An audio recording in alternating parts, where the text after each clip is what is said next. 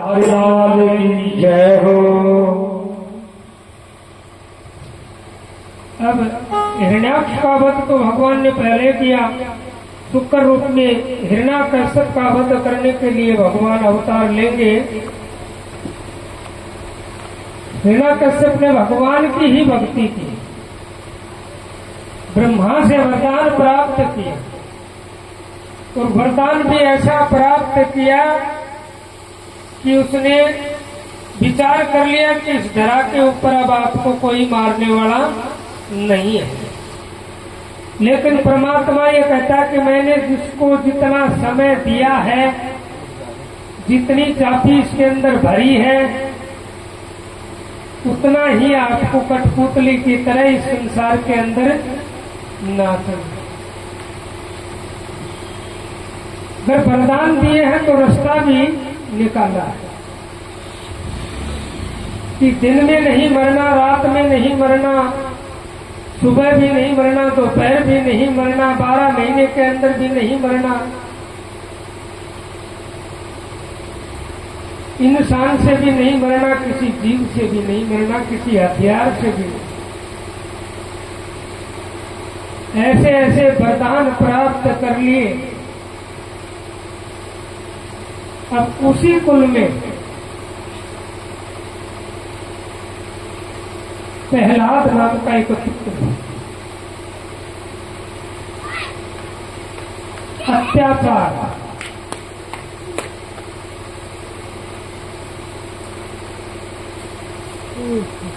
अत्याचार किए उसको।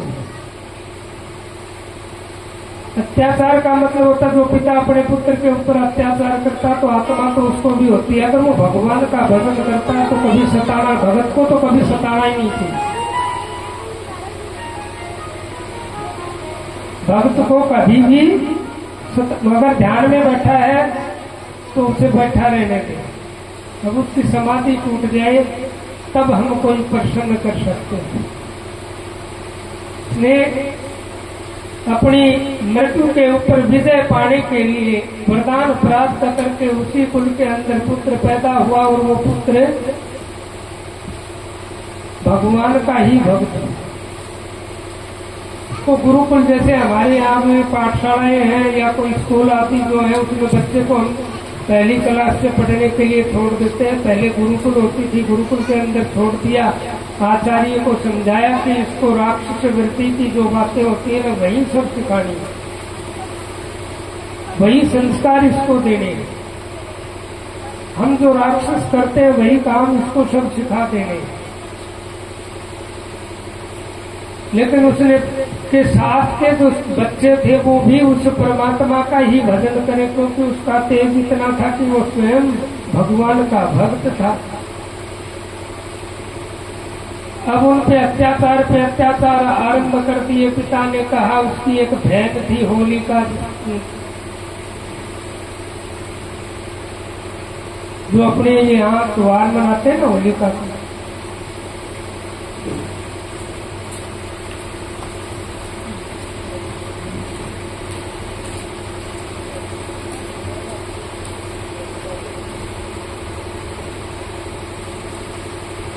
अपनी बहन को बुलाया और उस बहन ने कहा कि मैंने अग्निदेव की पूजा करके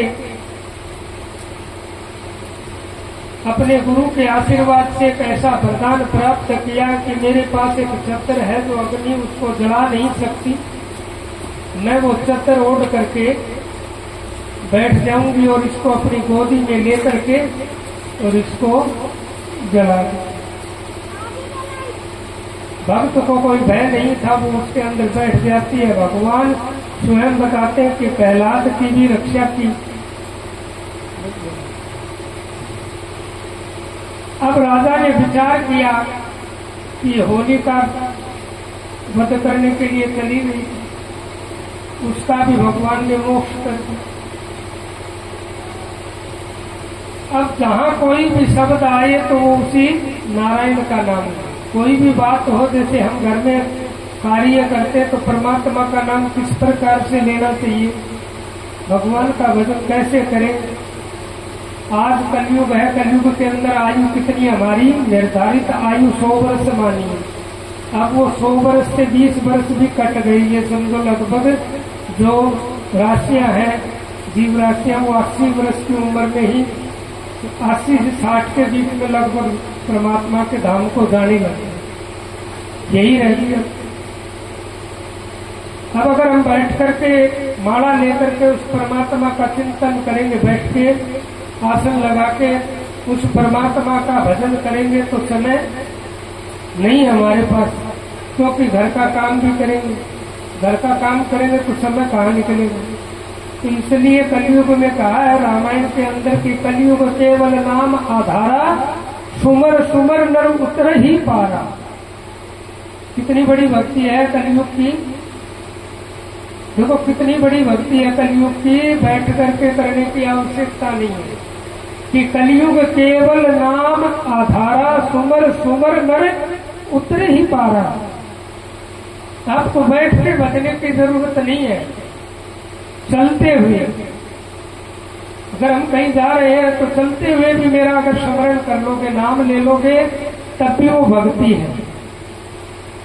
घर में बर्तन मांजते, सुबह उठ करके सबसे पहला काम झाड़ू, घर की बासी झाड़ू जो निकालती है मेरी माताएं, मैं विशेष कर उनको बता रहा हूँ कि सुबह जब उठते हैं तो घर के अंदर झाड़ू निकालते हैं। झाड़ू निकालते समय हमें क्या करना चाहिए, झाड़ू हाथ में लेकर के श्रीमन नारायण का कीर्तन करते हुए झाड़ू को हम निकालेंगे तो पूरे घर के अंदर सकारात्मकता आएगी, सबकी बुद्धि सात्विक रहेगी। बर्तन मांजते हैं तो वैसा विचार होना चाहिए कि मैं मेरे नारायण को, मेरे गोपाल को इन बर्तनों के अंदर भोग लगाऊंगा और ये अच्छे से साफ कर श्रीमन नारायण। तो उन बर्तनों के अंदर भी सकारात्मक सोच आ जाएगी। रात्रि में सोते समय भी हम परमात्मा का चिंतन करते हुए सोएंगे तो हमें अच्छे सौपन आएंगे, सौपन अच्छे आएंगे। भगवान का कीर्तन करते हुए अगर हम सोएंगे तो कीर्तन के अंदर जो नींद आएगी तो भगवान, आनंद कितने प्रकार का, मैंने तो बताया था आपको, आनंद 2 प्रकार का होता है, सभी ध्यान से सुनिएगा। आनंद कितने प्रकार का है, 2 प्रकार। एक आनंद तो मैंने पहले दिन आपको बताया था, सतचित आनंद। आनंद वो जो नंद के घर में प्रगट भय, प्रगट भय कौन, गोपाला कन्हैया जो थे भगवान नारायण के अंश, वो आनंद है।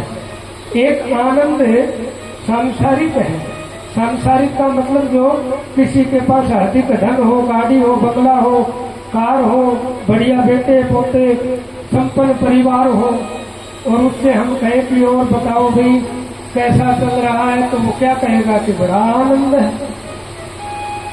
लेकिन जो गृहस्थ जीवन का आनंद है उससे बढ़िया मेरे गोपाल वाला जो आनंद है, जो गोपाल की विरह में जो चला गया, गोपाल नाम का जो आनंद जिसको मिल जाए तो वो इस सांसारिक आनंद से बिल्कुल परे, दूर हो जाता है, दूर रह करके और उसी आनंद में लगे हुए रहते। वृंदावन की एक सच्ची घटना बता रहा हूँ आपको, वृंदावन की है ये।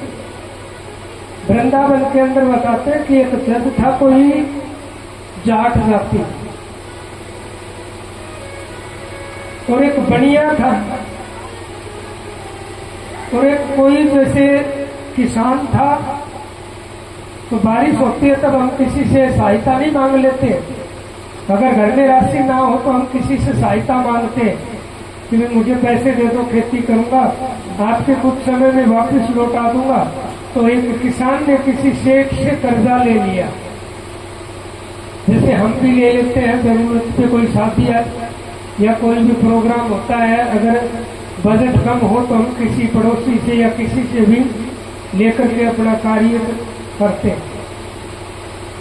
साहूकार से कर्जा लिया, उसने कर्जा लेकर के खेती का काम किया और वो पैसे वापस लौटा दिया। सेठ जी ने विचार किया कि इसको जमींदार है, पढ़ा लिखा है नहीं, इसको क्या पता, वो पैसे लेकर के एक कागज के ऊपर जमा लिख के और छोड़ दिया कि भाई आपके पैसे।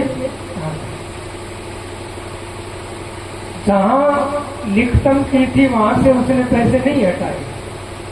अब हरि की इच्छा हुई कि एक दिन दोनों के अंदर विवाद हो।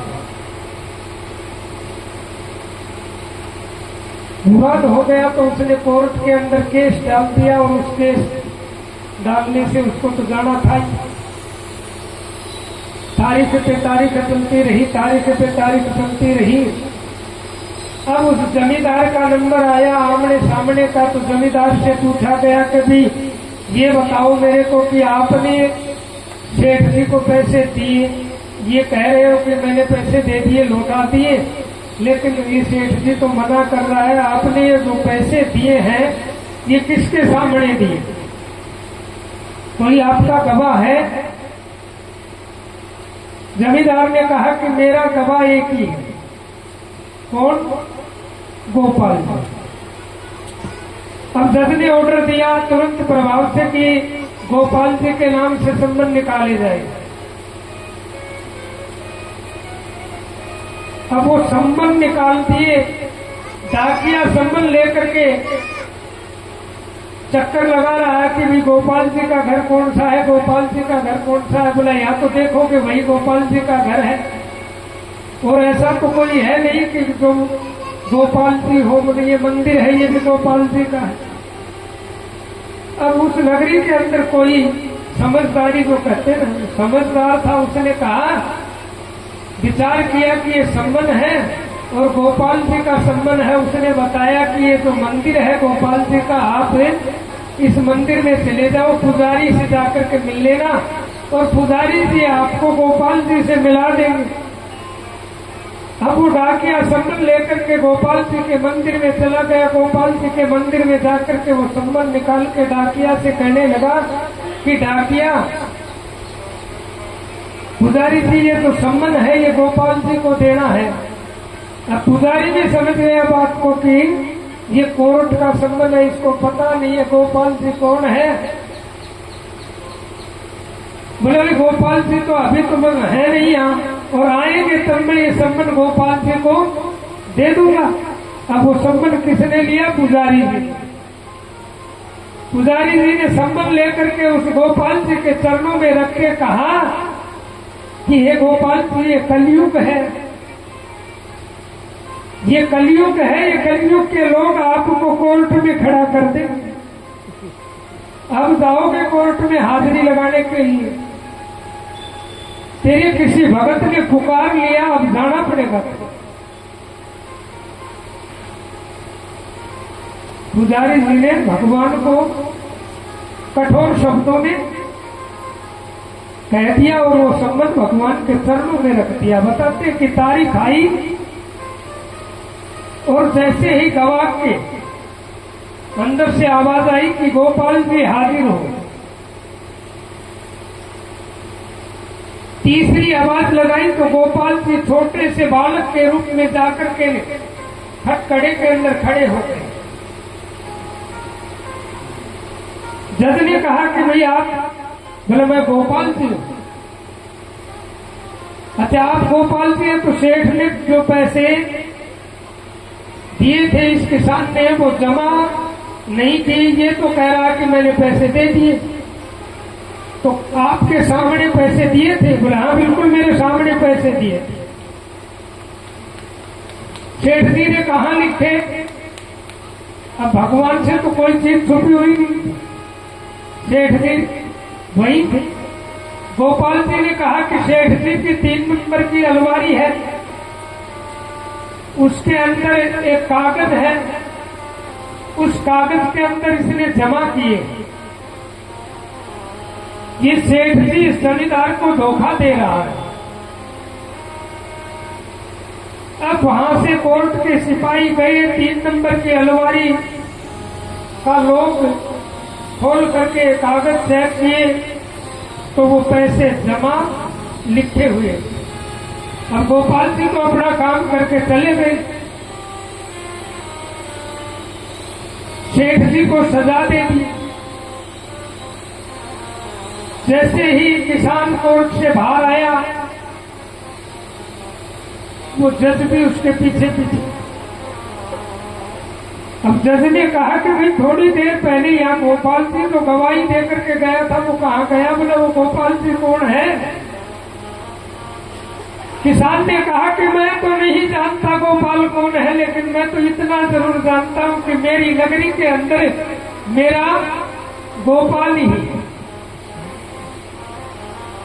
अरे बोला इतना जानता है तो इतना भी जानता होगा कि वो गोपाल कौन है? बोला मुझे नहीं पता कौन है। सिपाही को बुलाया कि आप बताओ, डाकिये को बुला करके कि वो संबल कहाँ दिया। अब डाकिया आया, डाकिया से पूछा गया कि आपने वो संबल कहाँ दिया? तो उसने बताया कि मैंने तो गोपाल जी के मंदिर में पुजारी जी को संबल दिया था। पुजारी जी पता नहीं गोपाल जी को दिया कि नहीं दिया, वो तो मैं नहीं जानता। अब वो जब पुजारी के पास पहुंचा, पुजारी से कहा कि आपको हमने तो संबल दिया था, हाँ, वो आपने कौन से गोपाल जी को दिया? पुजारी जी ने इशारा कर दिया कि ये गोपाल जी बैठे हैं, वो संबल रखा हुआ है, मैंने तो हिंदी गोपाल जी को वो संबल दिया है। अब वो संबल आके रखा हुआ भगवान के चरणों में, और जज ने वो संबल देख करके बताते हैं, परित्याग कर दिया कि मैं मंदिर में कदम नहीं रखूंगा आज के बाद। मैं इस बिहारी जी का दोषी हूँ। वो बिहारी मेरे कोर्ट में गए, खटखड़े में खड़े होकर के, और वो गवाही देते रहे, और मैं सबसे ऊंचाऊ से आसन के ऊपर बैठा रहा। धिक्कार है मुझे, मैं इसके मंदिर का बहुत बड़ा अपराधी हूँ। शायद मेरे विचार से वो संत भगवान के धाम को चले गए। जब तक वो जीवित थे वो मंदिर के आगे जाते और क्षमा याचना करते और उसी बिहारी की खोज में लगे रहे। अगर हम सच्चे हैं, अगर हमारी लगन सच्ची है, अगर हमारा चित्त परमात्मा में है और हम कोई भी काम करते हैं वो परमात्मा को सौंप देते हैं, अच्छा हो चाहे बुरा। अगर हम अच्छा करते हैं तो ये कहते हैं कि मैंने किया, बुरा करते हैं तो क्या कहते हैं कि परमात्मा ने मुझसे अच्छा नहीं करवाया, इसलिए अच्छा और बुरा जो भी है वो सब परमात्मा पे ही रखते हैं। पहला भगत कोई भी कार्य करता तो क्या करता था? वो परमात्मा को ही याद करता था। उसके पास तो यही भगवान नाम की, गोपाल नाम की, नारायण नाम की भक्ति थी। हिरण्यकश्यप ने कहा कि तेरा भगवान कहाँ है? बोला हर जगह मेरा भगवान है। ताता खंभ, लाल खंभ लगा करके कहा कि आप इस खंभ को पकड़ लोगे?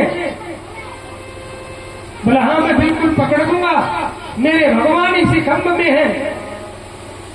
अब है तो उसको भी था कि ये तो बिल्कुल लाल है, गर्म है, लेकिन उस खंभ पे दृष्टि गई तो भगवान कीड़ी के रूप में उस खंभ के ऊपर चढ़े हुए।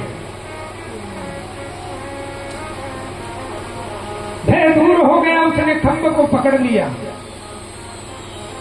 अब राजाओं के राज्य के अंदर बहुत बड़े बड़े जो स्तंभ लगे हुए होते, एक स्तंभ लगा हुआ था जिसको थंभ बोलते।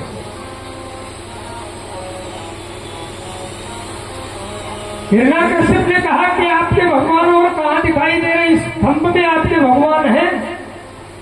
अब भगत को विश्वास था, उसने कहा कि मेरे भगवान तो इस स्तंभ में भी है। अब सायंकाल का समय था, तुरंत प्रभाव से तलवार निकाली और खंभ के ओर चलने लगे। अब भगवान ने विचार किया कि आज अगर कोई स्तंभ को पार करके प्रकट नहीं होगा तो तेरे भगत की लाज जाएगी। अपनी लज्जा की चिंता न करते हुए, अगर दृढ़ विश्वास अगर परमात्मा में हो तो परमात्मा स्वयं अपनी लज्जा बचाने के लिए भगत अगर पुकारेगा तो उसको आना पड़ता है। अब परमात्मा उस खंभ के अंदर किस रूप में था? भैया ध्यान करो। खंभ के अंदर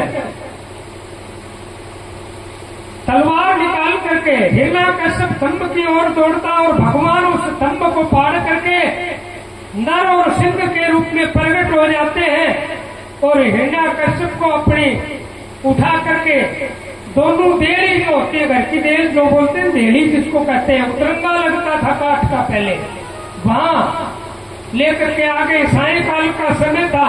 पुरुषोत्तम मास था जिसको 13वां महीना हम कहते हैं, उसका नाम हमने रखा है पुरुषोत्तम मास। वो भगवान ने स्वयं बनाया था, अधिक मास जिसको हम कहते हैं। और दोनों देवी के बीच में खड़ा होकर के और हिरण्यकश्यप को अपने अगले हाथ जो होते हैं, शेर के जो पंजे, उनमें ताकत होती है, हाथों से पाड़ देता है। बोलिए नरसिंह भगवान की जय हो। और प्रहलाद की रक्षा करते।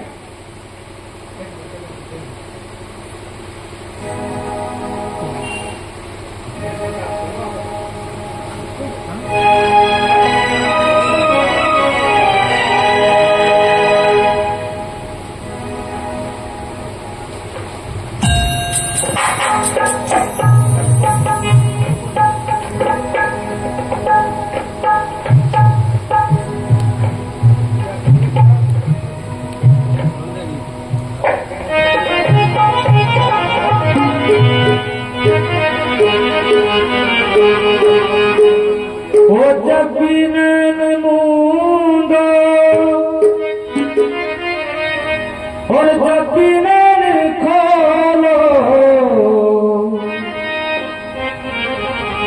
और जब भी नैन मूंदो, जब भी नैन खोलो,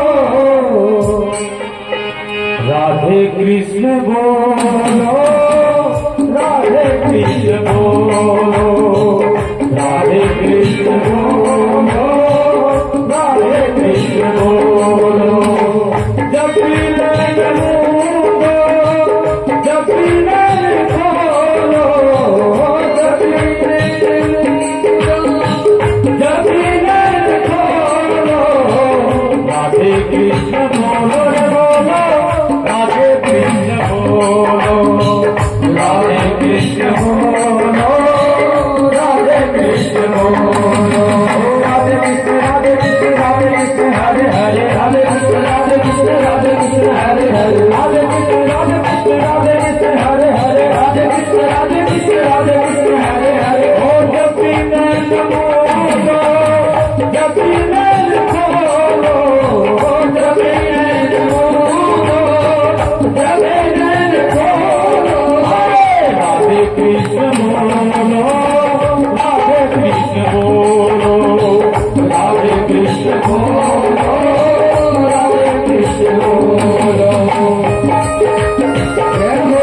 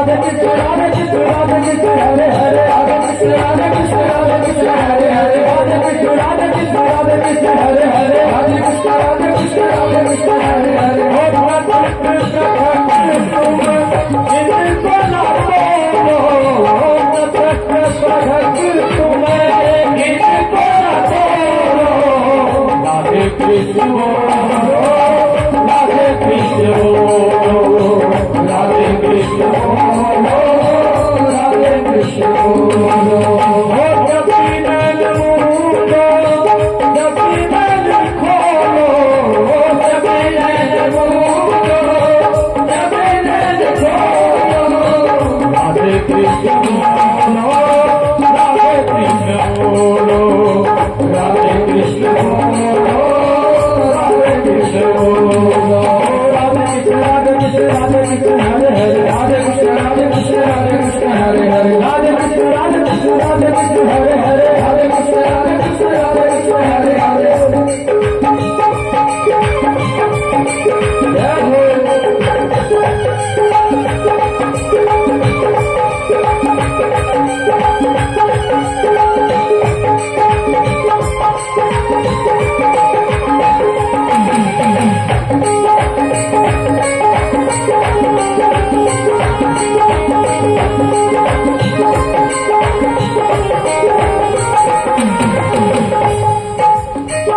सेवा कुंदिया यमुना कहानी सेवा कुंदिया यमुना कहानी लाभे कृष्ण की कहता कहानी लाभे कृष्ण की कहता कहानी हो गुण प्रेम रस में आत्मा भी बोलो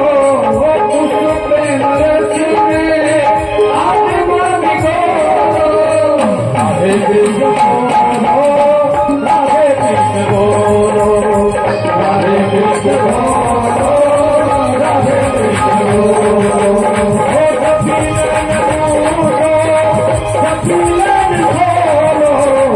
जपी नैन मूलो जपी नैन खोलो जपी नैन खोलो जपी नैन खोलो राधे कृष्ण बोलो राधे कृष्ण बोलो राधे कृष्ण बोलो राधे कृष्ण बोलो राधे कृष्ण राधे कृष्ण राधे कृष्ण हरे हरे राधे कृष्ण राधे कृष्ण राधे कृष्ण हरे हरे राधे कृष्ण राधे कृष्ण राधे कृष्ण हरे हरे राधे कृष्ण राधे कृष्ण राधे कृष्ण हरे हरे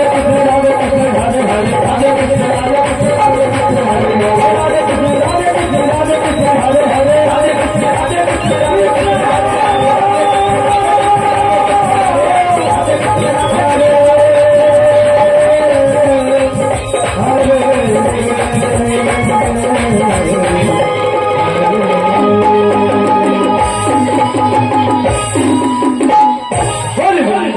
हरि लाल की जय हो राधे सरकार की जय हो श्री कृष्ण कन्हैया लाल की। देखो भक्ति का आनंद भक्ति करने वालों को पता है और भक्ति का आनंद वृंदावन वालों को पता है। वो रियल में हम तो ये समझो कि कई बार सुनते भी हैं आप भी कि हे प्रभु मुझे अगर जन्म दो तो आपके चरणों में दो। किसी भागी या बड़ भागी का जन्म वृंदावन में होता है तो वहाँ भगवान का ही स्मरण और साक्षात गोपाल जी वहाँ विराजमान है। मृत्यु को जीतने वाले आज तक किसी ने मृत्यु को जीता है या आपने कहीं तो सुना तो होगा मेरे विचार से कि जैसे नींद जीत भाई फला संत ने नींद को जीत लिया। जैसे गोपी चंद भरतरी में कह देते हैं ना कि नींद जीती थी। लक्ष्मण ने नींद जीत ली थी। 12 वर्ष तक सोए नहीं थे वन के अंदर। तो 14 वर्ष ही नहीं सोए थे।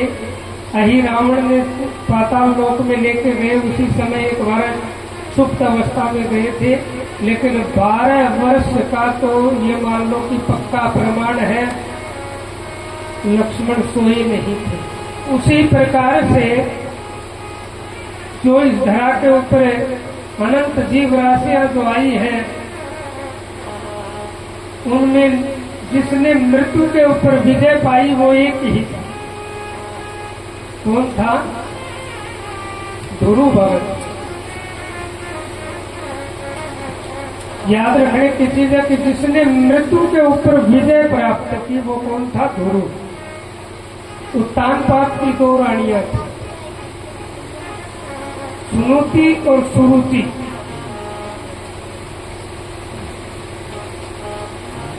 दो रानियां थी। ध्रुव का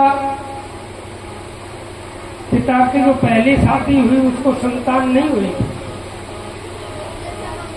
ध्रुव की मां ने राजा से कहा कि किसी भी प्रकार से हमारे वंश की वृद्धि होनी चाहिए। वंश की वृद्धि के लिए आप मेरी एक छोटी बहन है उसको आप परणा लो, नहीं तो पुम नामक नरक से हमारी मुक्ति नहीं होगी। पुत्र की कामना किस लिए की जाती है कि पुत्र की कामना इसीलिए करते कि हमारे कुल में कोई ऐसा मार्गगामी पुत्र होगा जो हमारी परलोक को सुधारेगा।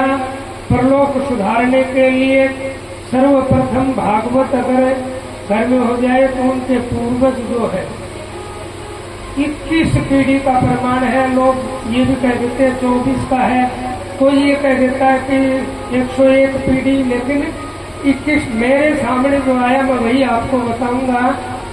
21 पीढ़ी के पूर्वज उस परिवार को आशीर्वाद देकर के परम धाम को जाते हैं। कितने पितरों का मोक्ष किया एक भागवत ने, 21 पीढ़ी को उतार दिया।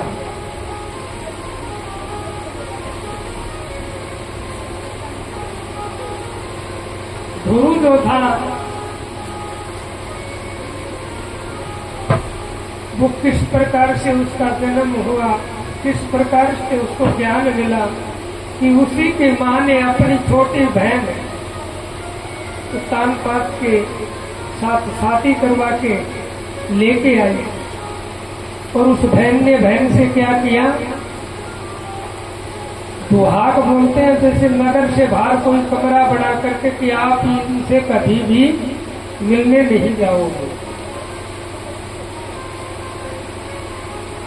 और छोटी जो रानी थी वो बड़ी प्रिय थी, उसने शर्त रखी थी शादी से पहले कि मेरे ही पुत्र को राज बनना चाहिए। लेकिन वंश को बढ़ाने के लिए राजा ने कह दिया कि ठीक है। अब परमात्मा की इच्छा थी दोनों रानियों को संतान दी। बड़ी रानी को गुरु के रूप में पुत्र प्राप्त हुआ और छोटी रानी को भी पुत्र। अब धीरे धीरे समय बीतता गया। वो भंवरे के अंदर नगर से बाहर जो धुआक की कुटिया थी, भंवरा था, उसके अंदर ध्रुव की पालना होती है। महलों के अंदर छोटी रानी का जो लड़का था उसकी पालना होती है।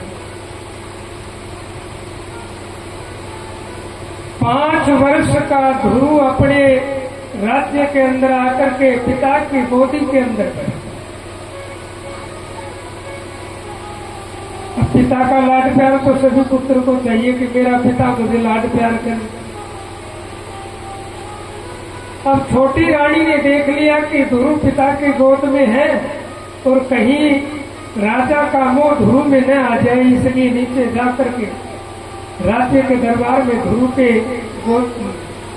गोद में बैठे हुए ध्रुव पिता की हाथ पकड़ के उस मां ने, मौसी ने ध्रुव को पिता की गोद से हटा दिया।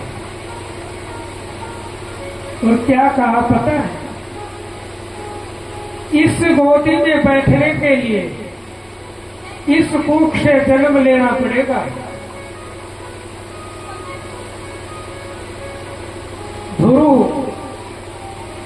बच्चा था, मां के पास आया, मां से कहा कि मां आज मौसी ने मेरा तिरस्कार किया। रानी ने सर पे हाथ रख के कहा कि कोई बात नहीं बेटा। क्या कहा? क्या तिरस्कार कर दिया? मौसी है, आपकी मां है।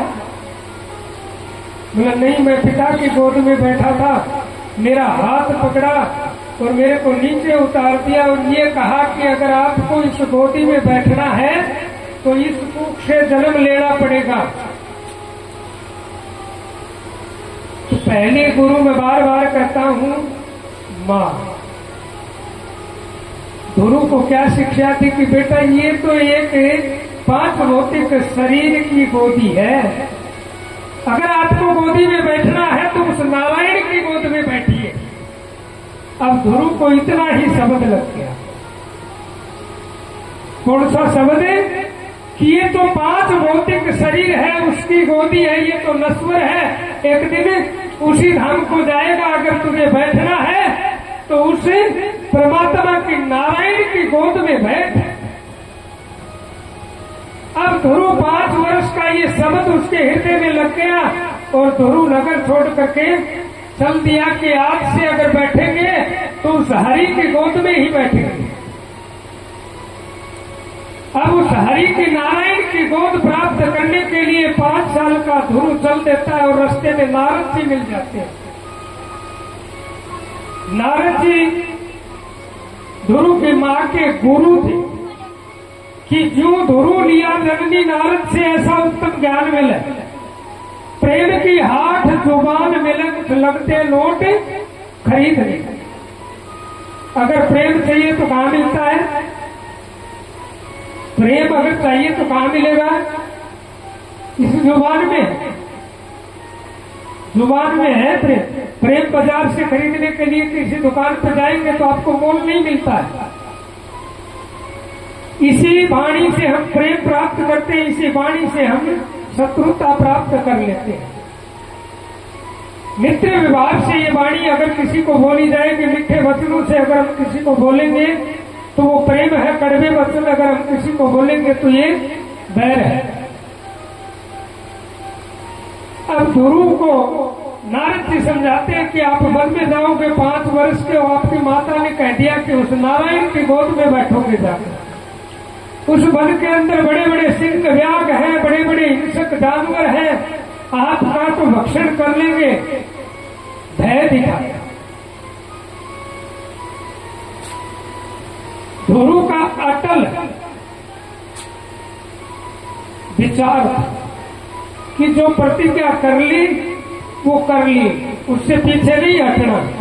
अगर मुझे उस भगवान की गोद में बैठना है तो चाहे सिंह खाए या कोई हिंसा करे, मुझे कोई भय नहीं।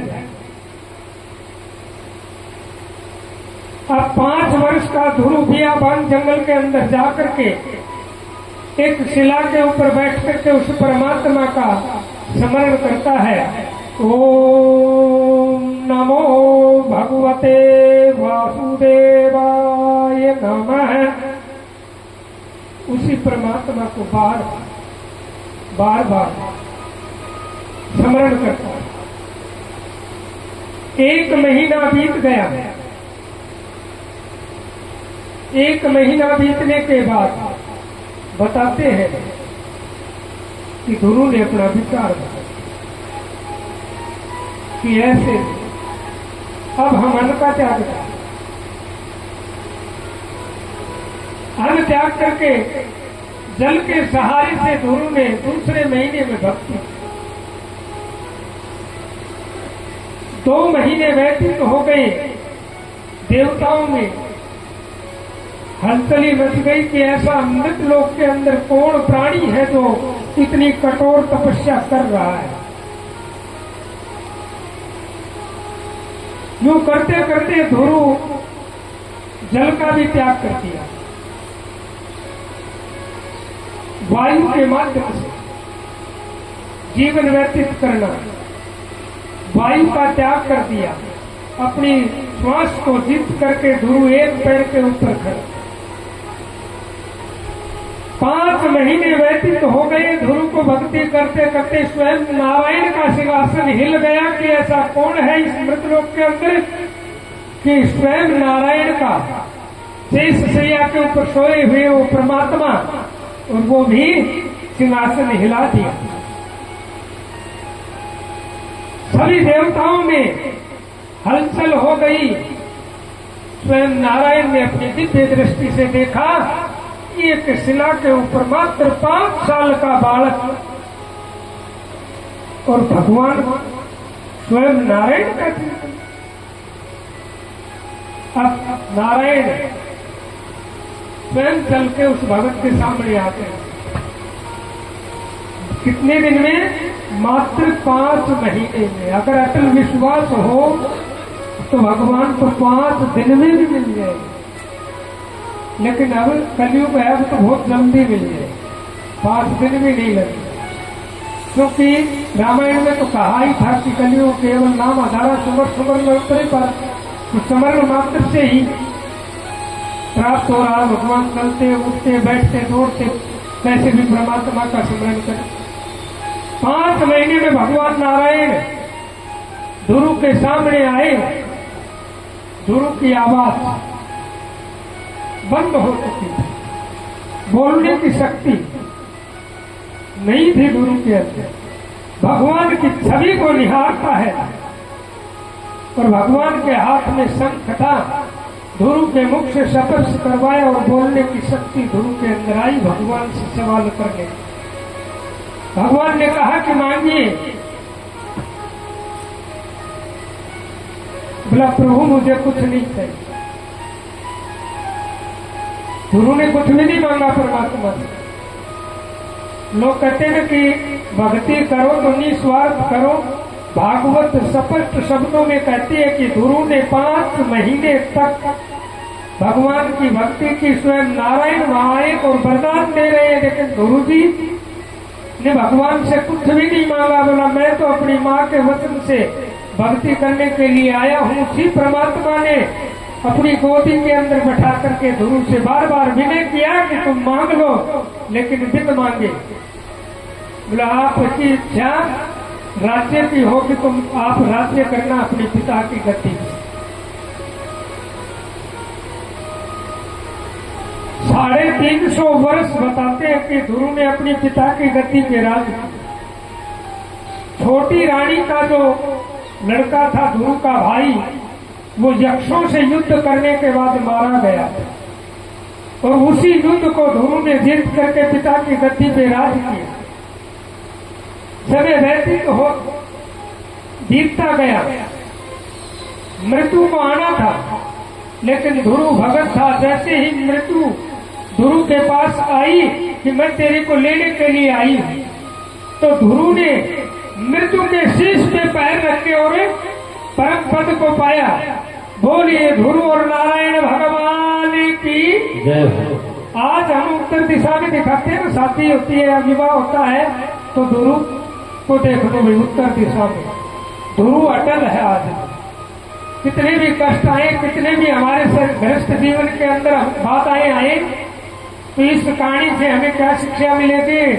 आपदा विपदाएं कितनी भी घेरले, लेकिन हमें परमात्मा के चिंतन से या अपने पद से, पद भ्रष्टे में शोभिते, जो पद से गिर जाएगा तो शोभा खत्म हो जाएगी।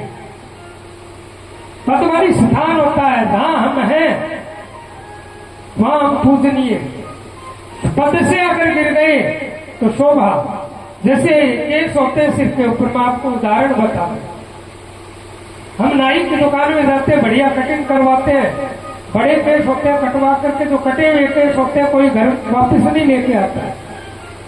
अगर बड़े बड़े केस हैं, बढ़िया तेल लगाते हैं, बढ़िया साबुन लगाते हैं, बढ़िया शैम्पू लगाते हैं, तो लगाते हैं। यहाँ है तो उनकी सुंदरता है, और यहाँ से नाई ने काट दिए, नीचे डाल दिए तो उसकी शोभा खत्म हो गई।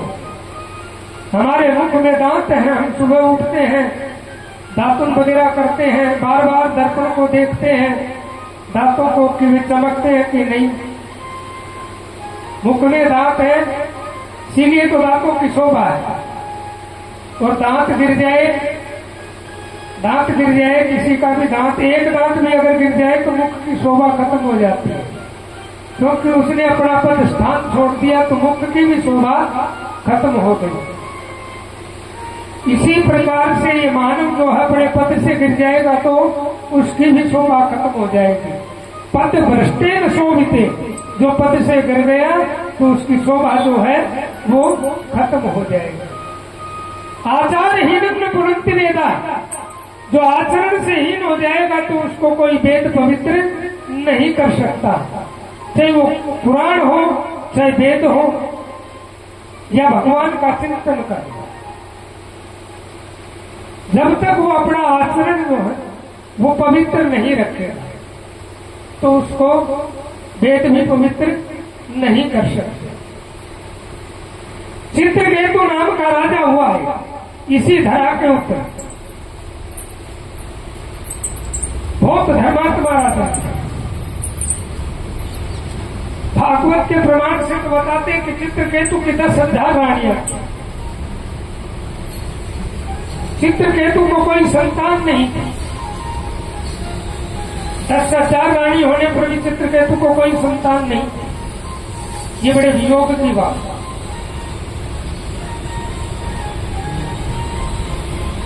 एक समय स्वयं नारायण भगवान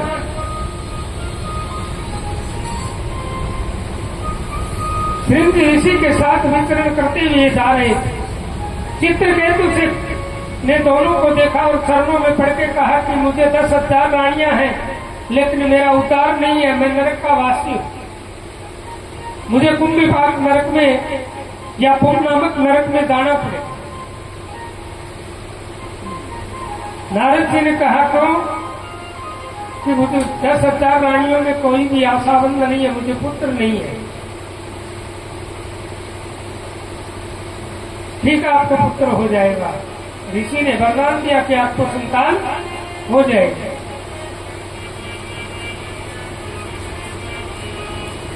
भगवान की कृपा हुई, चित्रकेतु को एक पुत्र हुआ। पुत्र होते ही और वो परम धाम भगवान को प्यारा हुआ। बड़ी विचित्र बात, पुत्र भी हुआ और भगवान को प्यारा हुआ। चित्रकेतु को बड़ा शोक हो।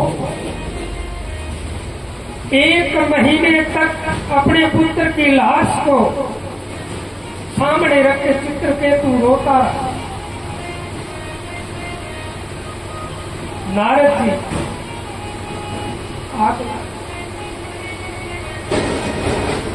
चित्रकेतु क्या बात है, क्यों रो रहे हैं?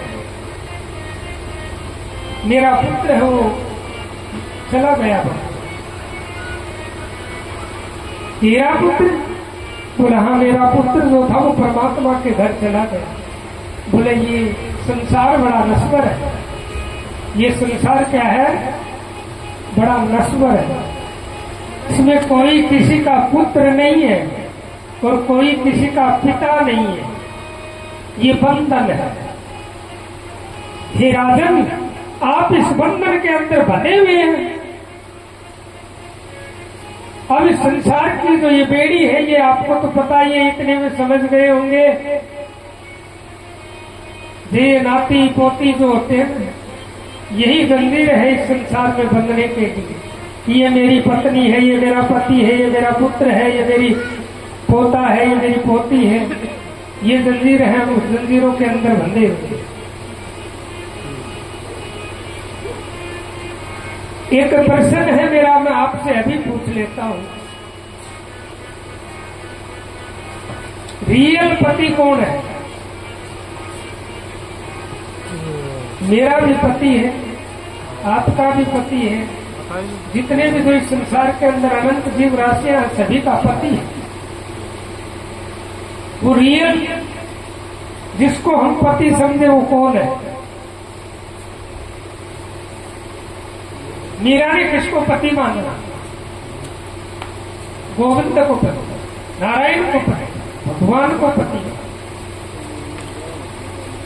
बंधन क्या है? हमारे पिता ने योग्य वर देखा और पुत्री को परणा दिया,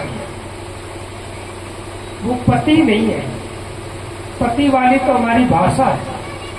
हम घर में पशु रखते हैं, उसको किससे बांधते हैं? पशु को किससे बांधते हैं? रस्सी के माध्यम से। कुत्ता जो होता है ना, कुत्ते से बांध देते हैं। इस संसार में वो पति कौन है? खूंटा है। उस खूंटे से हम बने हुए हैं। किस लिए? मर्यादा के लिए। मर्यादा है ही हमारी, मर्यादा रूपी जो खूंटा है हम उससे बंधे हुए हैं कि हमारे आंचल को कोई दाग न लगे, आंचल को दाग न लगे, इसलिए उस खूंटे से हम बंधे हुए हैं। और रियल पति हमारे परमात्मा नारायण है। मीरा भी उसी परमात्मा को अपना पति मानती है और उसी के पास हमें एक दिन जाना है। किसके पास है? उसी परमात्मा के पास हमें एक दिन जाना है। सभी विरह है इस संसार के, उन विरह को त्याग करके और रियल पति से जिस दिन मिलन हो जाएगा तो वो मिलन आज से चिंतन करेंगे। जो समय बीत गया, जो समय बीत गया वो तो बीत गया, लेकिन अब भी समय है, अब भी समय है। अगर अब से भी, आज से भी अगर उस परमात्मा का हम चिंतन कर लेंगे तो हो सकता है कि हम अपने रियल पति से मिलने का अवसर मिल जाए। नहीं तो इसी 84 के अंदर पता नहीं कौन सी योनि के अंदर हमें फिर वापिस आना पड़ेगा। तो चित्रकेतु शोक में डूबा हुआ, पुत्र के शोक में नारद जी ने अपनी योग बल से चित्रकेतु के पुत्र को बुलाया, सामने खड़ा है, पिता से क्या कह रहा है कि पिताजी आप मुझे पुत्र मानते हैं, पता नहीं कितने जन्मों में मैं आपका पिता रहा हूं, कितने जन्मों आप मेरे पिता रहे। इस बंधन को त्याग दो, इस बंधन से मुक्त हो जाओ। यह कोई किसी का नहीं है, ये संसार एक ऐसा है कि ये आपको धीरे धीरे धीरे धीरे करके खा जाए। ये 5 भौतिक शरीर की जो अवस्थाएं होती है पिताजी, वो आपको पता है कि एक दिन इसे भी राख होना, खाक होना। कितना बड़ा भी हम काम कर जाएंगे, अगर अच्छा कर्म करेंगे तो पीछे से क्या रहेगा कि फला आदमी अच्छा था, उसने ये बहुत बढ़िया काम कर दिया। अगर हम किसी का बुरा या किसी की आत्मा सता करके जाएंगे तो लोग क्या कहेंगे कि ये निशाचर था, चलो रे ये संसार से चला गया तो कोई दुख की बात नहीं है। तो इसलिए इस मोह को त्याग दो। कोई किसी का बेटा नहीं है, कोई किसी की पत्नी नहीं, कोई किसी का पति नहीं है, कोई किसी का पुत्र नहीं है। इस संसार के अंदर आए हैं, इसी जंजीर के अंदर बंधे हुए, इस जंजीर को काट दो, उस परमात्मा को मान लो, सत्य को अपना लो। हम सत्य को स्वीकार नहीं करेंगे तो सत्य हमें स्वीकार नहीं करेगा। हम झूठ को अगर पकड़ के बैठे हैं तो झूठ ने ही हमें पकड़ रखा है, झूठ ने हमें पकड़ रखा है, जकड़ रखा है। उस झूठ रूपी बेड़ियों के अंदर हम बंधे हुए हैं। भगवान श्री राम का जन्म हुआ, सभी को पता है, रामायण पढ़ते हैं। कैकेयी ने वरदान प्राप्त किया कि भरत को 14 वर्ष का वनवास और राम को 14 वर्ष का वनवास और भरत को राज्य मिले। मैं विश्वास तब करूंगी कि तब आप मुझे उसी राम की सौगंध खा करके कहें। उसी रामायण के अंदर दशरथ ने कहा कि है आन पाक नाम की, है आन पहली बार की, खाता हूं तेरे सामने सौगंध राम की, जाओ मैं तेरा वचन पूरा कर दूंगा। आज मेरी माताएं घरों के अंदर मेरे भाई हैं या मेरे पुत्र हैं या मेरे नाती हैं या मेरे से बड़े हैं, कोई भी बात हो कि मैं नेम उठाता हूं, मुझे राम की सौगंध है, मुझे उस भगवान की सौगंध है। अरे सौगंध खाना तो एक छोटी सी बात है, लेकिन उसका परिणाम भुगतना बहुत बड़ी बात है। जीवन भर अगर पश्चाताप करेंगे तो उस सौगंध को नहीं तार पाएंगे। घर में कोई बात होती है, राम की सौगंध, भगवान की सौगंध, माँ की सौगंध, किसी को विश्वास आए ना आए, लेकिन आप सौगंध मत खाओ।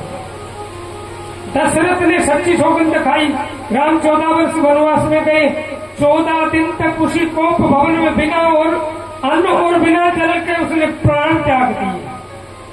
सच्ची सौगंध में 14 दिन तक जिसको अन्न नहीं मिला और जल भी प्राप्त नहीं हुआ, हम अगर कोई भी छोटी सी बात होती है तो हम क्या कहेंगे? राम की सौगंध, मुझे भगवान की सौगंध, मुझे माँ की सौगंध, मुझे गौ की सौगंध।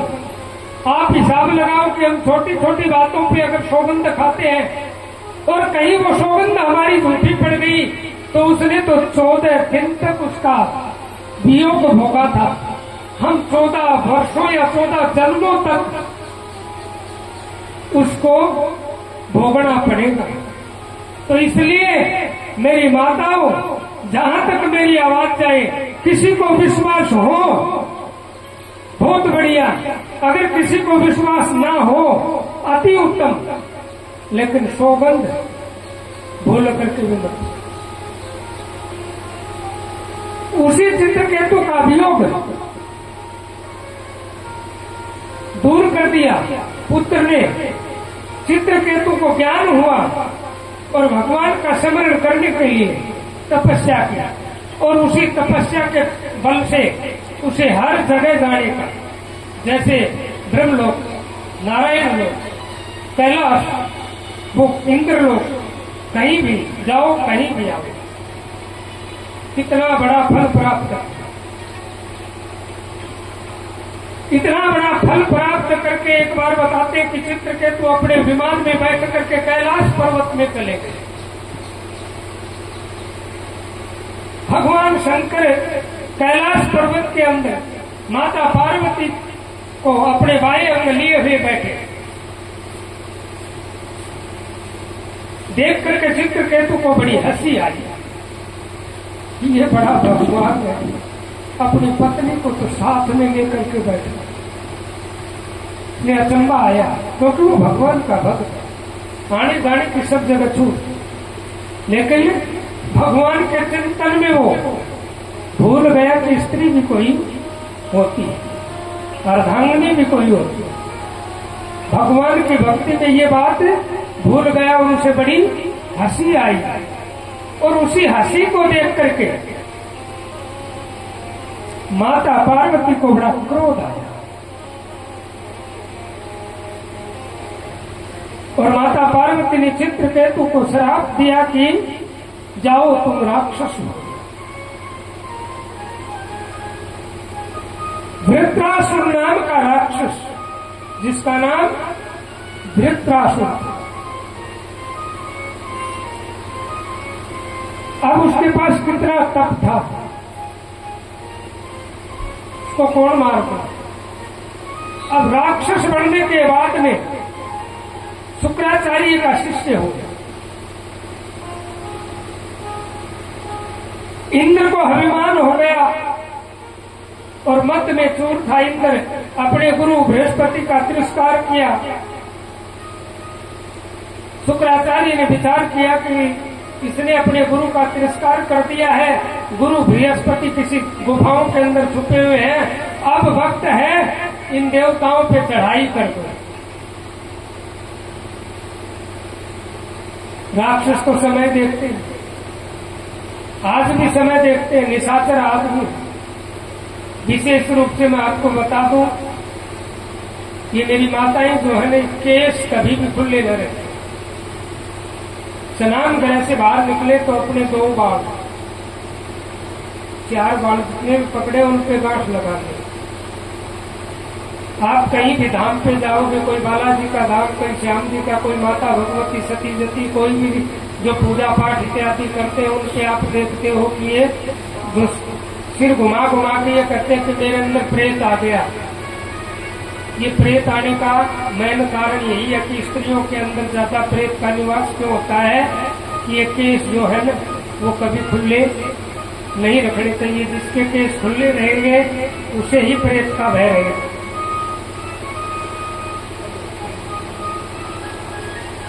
अब उसने देवताओं पे चढ़ाई की और देवता हार गए। क्योंकि वृत्रासुर तो बहुत बड़ा राक्षस, सब देवताओं में तबाही मच गई कि इसको मारेगा कौन। वो देवता लोग जो अपने हथियार जो होते हैं ना, हथियार गदा चक्र आदि कोई भी हथियार छोड़ते और वृत्रासुर उन सभी को खा जाता है और बचा लेता है। सब में त्राही हुई भगवान नारायण के पास गए कि हे प्रभु, इस राक्षस का कोई उद्धार हो तो बताओ, हम तो इससे हार गए। भगवान नारायण ने अपने योग बल से देखा कि इसका वध करने का तो एक ही रास्ता है, इसको मारने का, इसका मोक्ष करने का एक ही उपाय है। वो कौन सा? कि जाति से ब्राह्मण हो, तपस्वी हो, त्यागी हो, जिसको इस पांच भौतिक शरीर से भी मोह ना हो। बताओ किसको ये शरीर अच्छा नहीं लगता है? हाथ उठा के बताओ, ये शरीर किसको अच्छा नहीं लगता है? सबको अच्छा लगता है। अब कोई कहे कि मुझे अच्छा नहीं लगता, तो अच्छा नहीं लगता तो ऐसे करो कि आप एक आंख मुझे दान में दे दो। कोई दे देगा? दे देगा? नहीं देगा। किसी से पैर मांग ले, हाथ मांग ले, आपको करोड़ों रुपए दिला दे, भाई आपको 1 करोड़ रुपए देंगे, ये शरीर दे दो, कोई नहीं देगा। और फिर भी हम उस परमात्मा को भूल गए, उसका धन्यवाद करना भूल गए, उसका अभिवादन करना भूल गए कि जिसने इतना कीमती, जिसकी कीमत नहीं है, इसकी कोई कीमत नहीं है, अनमोल है ये शरीर, इसका कोई मोल नहीं है, अनमोल है।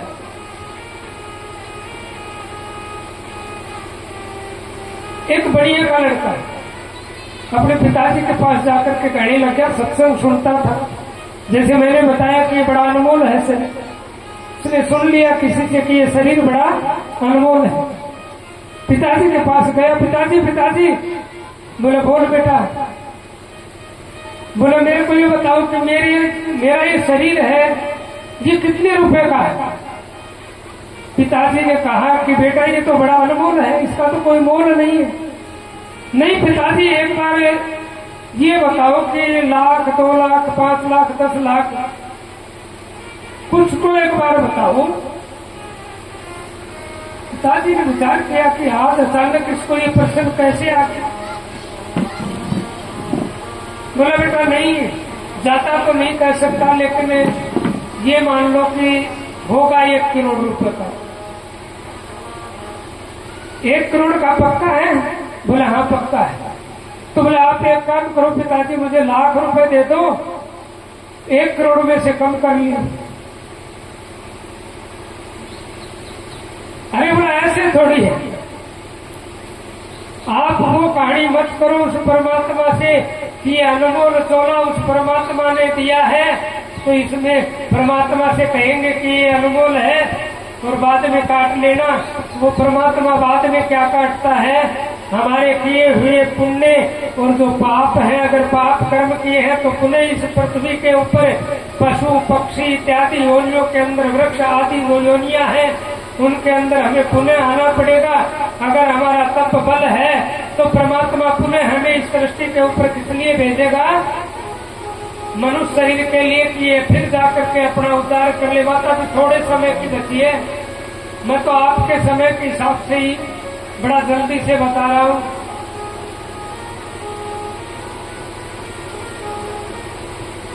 अब उस वृत्रासुर का वध करने के लिए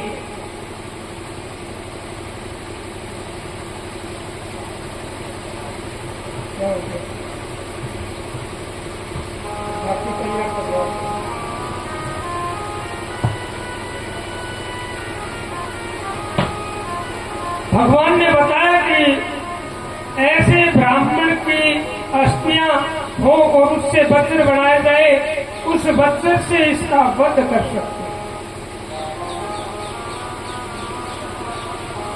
अब ऐसा कौन है जो अपना जिंदे जी अस्थियां दान में करते? बताते हैं कि दधीची ऋषि, जिसको दादिच ऋषि भी कहते हैं, दादिच ऋषि के पास गए देवतागण और जाकर के कहा कि आप ये अपना शरीर है, ये अस्थियां जो है ये हमें दान में दे। तो उसी दधीची ऋषि के 2 शिष्य हुए अश्वनी कुमार। मैं आपको थोड़ा समय को देखते हुए संक्षिप्त में बताना चाहता हूं कि उसी के 2 शिष्य हुए कौन? अश्वनी कुमार। दधीची ऋषि ने अपने शरीर के ऊपर नमक लगाया और घोड़े की जो जीभ होती है वो बड़ी कठोर होती है, तो धीरे धीरे करके इस चमड़ी को घोड़े ने चाटना आरंभ किया। अस्थियां निकलती रही और फिर उन अस्थियों को दान किया और उन्हीं अस्थियों से वस्त्र बनाया गया और उसी से वृत्रासुर का उद्धार हुआ। बोलिए श्रीमन्नारायण भगवान की।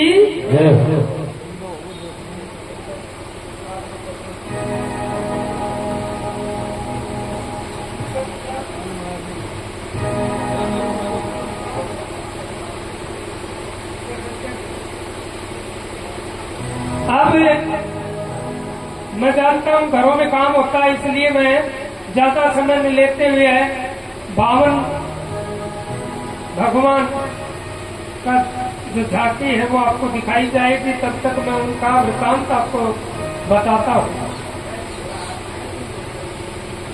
इसी धुरु के पोते इसी कुल का विरोचन के पुत्र बलि,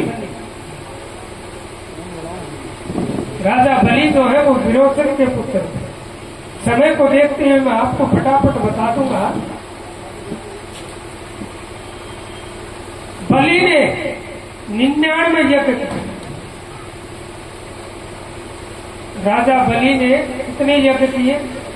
99। किस लिए किए? वैकुंठ पाने के लिए, वैकुंठ की प्राप्ति के लिए बलि ने 99 यज्ञ किए। उसी बलि का गुरु कौन था? शुक्राचार्य।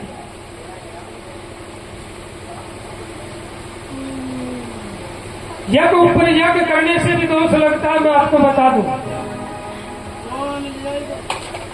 कम से कम 31 दिन के बाद दूसरा यज्ञ हो। यज्ञ के ऊपर यज्ञ, मतलब यज्ञ की पूर्णाहुति हुई और फिर से हमने यज्ञ किया, आरंभ कर दिया, फिर पूर्णाहुति की, फिर यज्ञ को आरंभ कर दिया।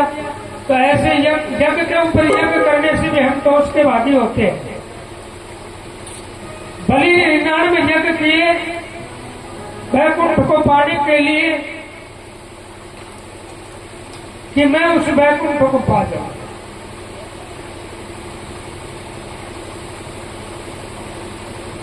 वैकुंठ की प्राप्ति के लिए 99 यज्ञ करना। 100वां यज्ञ आरंभ हुआ। 100वां यज्ञ कि 100 यज्ञ करने से तो मुझे वैकुंठ प्राप्त हो जाएगा।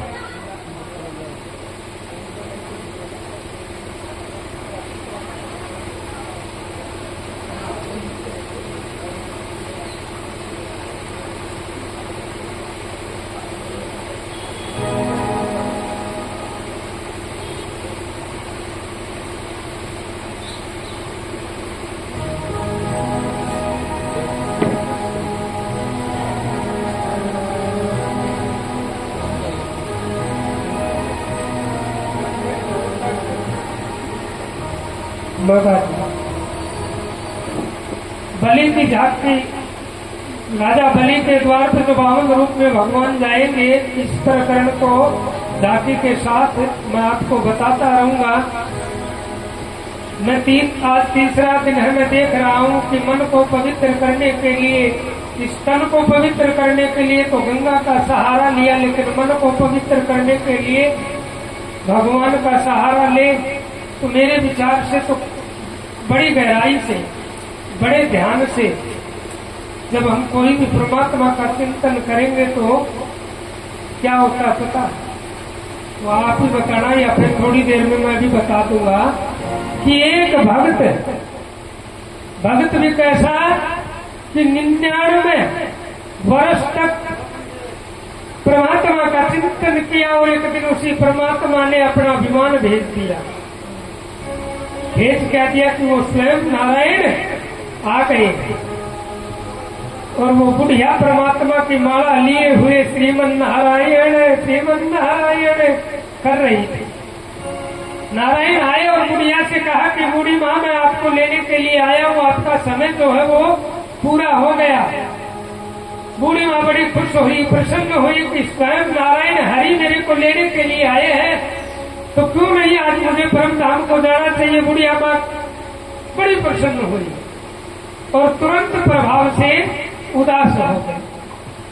उदासी आ गई चेहरे के ऊपर। उदासी देख के भगवान ने कहा कि मैया आप तो जाने से डर गई। मैया ने कहा कि मुझे जाने का कोई डर नहीं है प्रभु जी, मुझे मात्र 5 मिनट दे दो आप। अगर आप मुझे 5 मिनट दे दोगे तो मैं कुछ कार्य बकाया है वो कर लूंगी। तो प्रभु ने कहा कि 99 वर्ष में जो इंसान अपना कार्य पूरा नहीं कर सकता तो वो 5 मिनट में क्या कर लेगा। 5 मिनट में कुछ भी नहीं कर सकता। जब परमात्मा या यम के दूत हमें लेने के लिए आ जाएंगे तो 5 मिनट में कुछ भी नहीं कर पाओगे, क्योंकि बेटा पोता नाती सभी बाहर चारपाई के चारों तरफ फिर जाएंगे। कोई कहेगा दादी जी आप पानी लोगे, कोई कहेगा रोटी खाओगे, कोई कहेगा चाय पियोगे। उसको परमात्मा का हम चिंतन में नहीं करने देते। उस समय भी हमें क्या लगा है, आप खाना खाओगे, चाय पियोगे, पानी पियोगे, किसी से मिलोगे, फिर भी इसी संसार के जाल में उल्टा फंसा रहे। लेकिन वो बुढ़िया उस परमात्मा से बात करती है और बुढ़िया क्या कहती है उस परमात्मा से कि मुझे मात्र 5 मिनट दीजिए प्रभु। वो 5 मिनट में क्या मांगती है, मेरे साथ बोलना है, क्योंकि मैं वैसे बोलता हूं तो कहीं कटताला भी हो जाऊं, सुर छूट जाता है। संतोष सुरगा से आयो है संदेश, बुलावो आजो राम को। संतोष सुरगा से आयो है संदेश, बुलावो आयो राम को।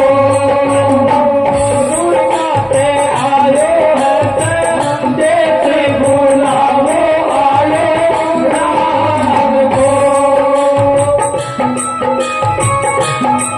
क्या बात है।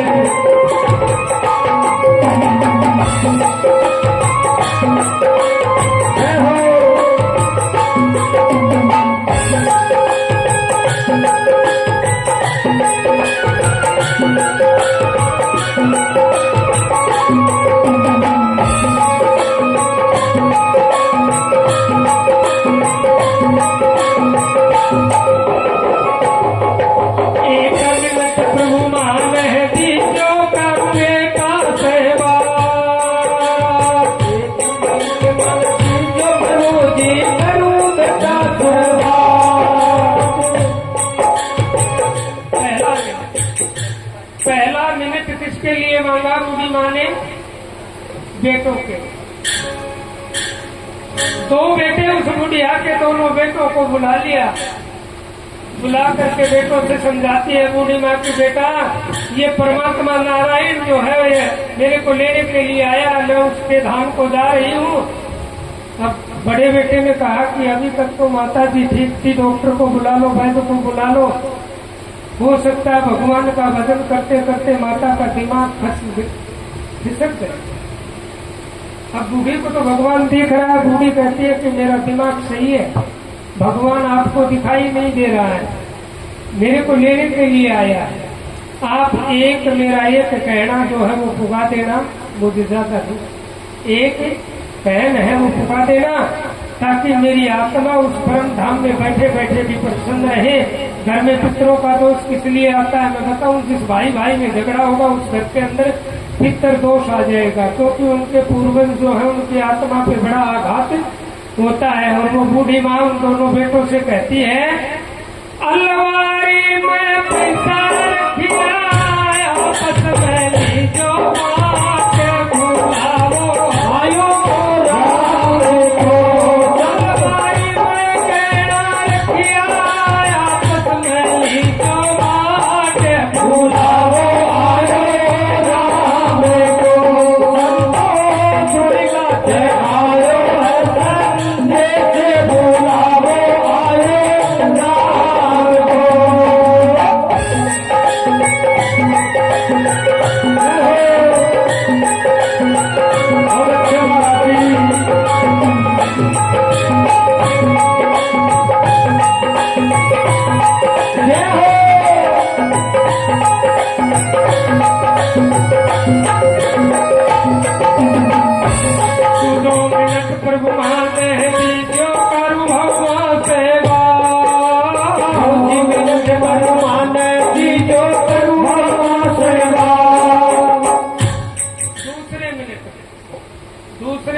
में 2 बिंदनी बुला ली।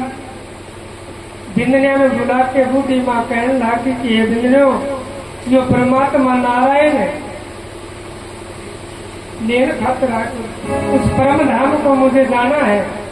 तो बिंदनिया बोली कि माता जी तो थोड़ी देर पहले तो ठीक ही, और 2 ही मिनट में तारे कहीं हो गए। बोलो परमात्मा आ गए, भगवान को भजन करते तो परमात्मा को तो आड़ो। अब वो दोनों बिंदनिया में समझावे कि मैं आ परिवार में नहीं, बड़ा से के बरो मैंने झुकनो पड़ो, के बरो मैंने छोटा काटे भी झुकनो पड़ो, लेकिन आ परिवार में मैंने बांध के रख, परिवार ने एक रख। आप मेरो इतनो कहो पुगाइयो कि वो परिवार है ना, वो बिछड़े, इसलिए इस परिवार को कभी बिछड़ने नहीं देना चाहिए मेरी मैया। अगर परिवार बिछड़ गया तो घर में पितरों का दोष निश्चित है और एक दूसरे की आत्मा का कभी मिलन नहीं होगा। वो बिंदनियों ने समझावे बूढ़ी माँ और के बोली, मैं तो घर में बांधर रखो, तो संभालो परिवार, बुलावो आए राम को।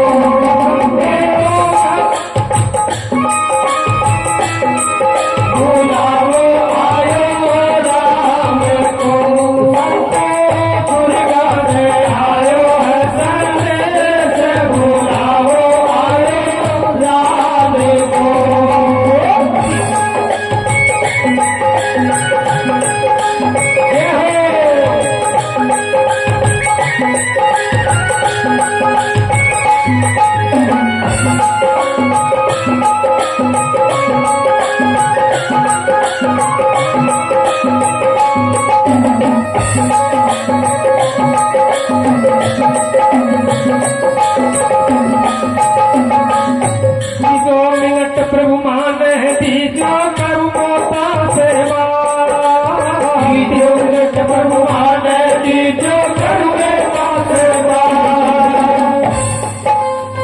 3 मिनट में देखो बूढ़ी माँ ने के मांगो, 3 मिनट प्रभु मान दीजो करू पोता सेवा। मैंने समझाया था कि ब्याज को हम पैसे देते ना, ब्याज को पैसे, तो 100 रुपए अगर किसी को देंगे तो वो ब्याज हमें क्या देगा, 2 रुपए देगा। वो 2 रुपए कौन है, वो पोता जो है वो 2 रुपए। मूल से अधिक प्यारा क्या लगता है हमें, ब्याज। इसीलिए तो हम ब्याज को रकम देते हैं कि मूल से अच्छा ब्याज है। वो बूढ़ी माँ अपने पोते को बुला लेती है, बूढ़ी का एक पोता, बड़े लड़के का, उस पोते को बुला करके बूढ़ी माँ अपने गोद में उस पोते को बैठा लेती है और वो पोता बूढ़ी माँ की गोद में बैठ जाता है। बूढ़ी माँ उस पोते के चुम्बन करती है और क्या कहती है उस पोते से कि पोता, वो परमात्मा वो नारायण, और आंखों के अंदर बूढ़ी को पानी आ जाता है। परमात्मा कहता है कि बूढ़ी माँ आप तो जाने से डर गई। बूढ़ी कहती है कि मुझे जाने का कोई गम नहीं है, कोई डर नहीं है, लेकिन हे प्रभु ये ब्याज है, ये लोभ है, ब्याज तो लोभ है, ये लोभ है और लोभ मुझे बड़ा प्यारा है। इसीलिए हे प्रभु मैं इसको समझा रही हूँ। इसीलिए 3 मिनट है, मैंने इसीलिए आपसे मांगा। और वो पोते को बूढ़ी माँ क्या कह रही है कि हे पोता, दादी माँ तो सुर्गा चाली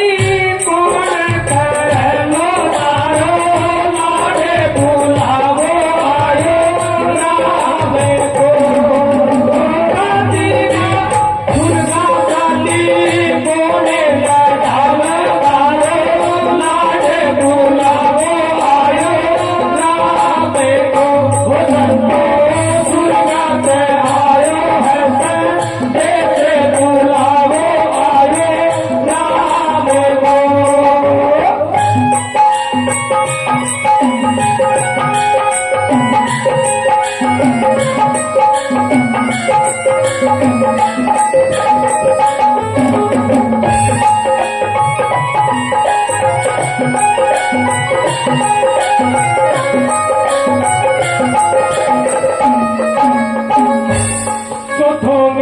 प्रभु मान दीजो करूं बेटी सेवा नियत मन प्रभु दीजो करूं बेटी सेवा। चौथे मिनट में बेटी को बुला लिया। ससुराल गई हुई थी बेटी, संदेशा दिया और चौथे मिनट के लिए बेटी को बुलाया और बेटी को बुला करके वो माँ समझाती है कि ये बेटी, ये परमात्मा नारायण मुझे लेने के लिए आया, मैं परम धाम को जाऊंगी। आप माँ को बेटी भी बड़ी प्यारी है, माँ को बेटी बड़ी प्यारी होती है, लेकिन मैं ये तो नहीं जानता प्यारी होती है कि नहीं, क्योंकि मुझे तो खुद को बेटियां नहीं। लेकिन मैं देखी हुई बताऊंगा आपको कि मेरी नानी मेरी माँ को अलग से छुपा के यूं कहती थी कि ले बेटी किसी को बताइयो मत, ये 10 रुपए।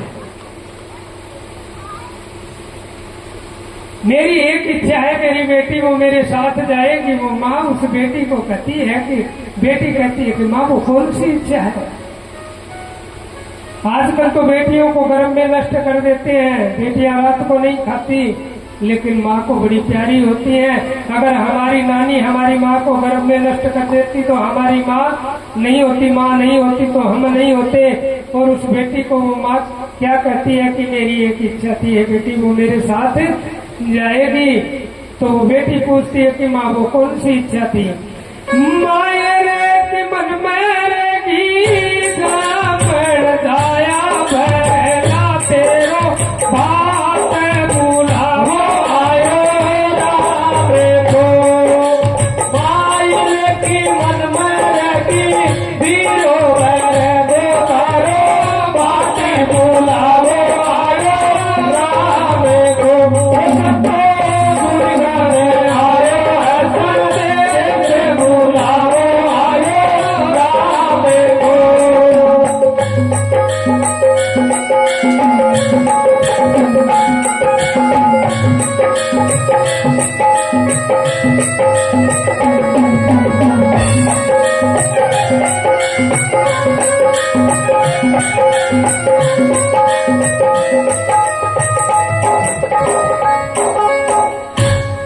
पांचों मिनट प्रभु मान दीजो करूं पति सेवा।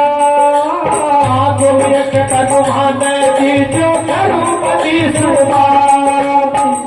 5वें मिनट में वो बुढ़िया अपने पति को मिला। मैं विशेष रूप से एक बीच में छोटी सी आपको बात बताऊं कि माताएं पति की आयु के लिए एक व्रत रखती है। वो कौन सा व्रत है? चंद्रमा को अर्घ दे करके जो प्रसादी प्राप्त करते हैं उसका नाम तो मेरे को ध्यान नहीं आ रहा। करवा चौथ, करवा चौथ का व्रत करती है वो पति की लंबी आयु के लिए। लेकिन मैं आपको समझा दूं कि उससे पति की आयु कभी लंबी नहीं होती। लंबी आयु का जो अर्थ है वो मैं आपको बता दूं कि वो भगवान से व्रत करके क्या कहती है कि मैं पति के कंधों पे चली जाऊं, वही लंबी आयु है। जो औरत अपने पति की लंबी आयु की कामना करती है उसकी ये हार्दिक इच्छा होती है कि पति के कंधों पर जाने से वैकुंठ प्राप्त होती है। वो बुढ़िया अपने पति को बुलाती है, हाथ जोड़ के विनय करती है कि ये पतिदेव 99 वर्षों तक मेरी इच्छा के अनुसार मेरी आज्ञा के अधीन आपने सभी कार्य किए, लेकिन अंतिम आखिरी जो कार्य है वो आप अगर कर देंगे तो मैं उस हरि धाम परम धाम को बड़े प्रसन्नता से जाऊंगी। और उस बुढ़िया ने अपने पतिदेव को क्या कहा, कुमकुम मेहंदी रोड़ी ले लो, अब मैं भर दो मेरी माँ के बुलावो आगे रामे को। कुमकुम रोड़ी मेहंदी लेके आशीर्वाद भर दो तुम्हारी माँ के बुलावो रामे को। संदेश बुलावो रामे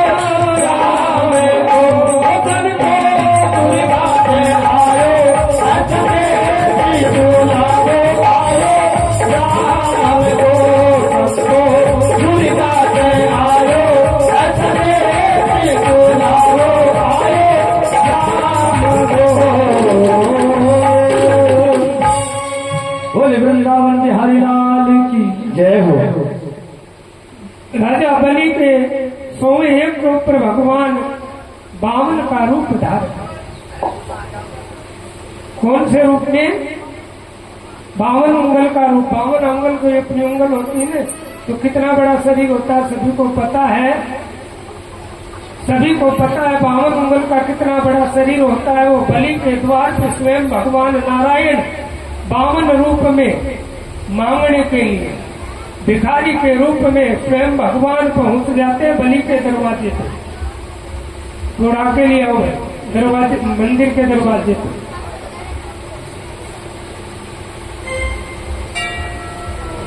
बलि के दरवाजे पे 52 भगवान मांगने के लिए पहुंच जाते हैं।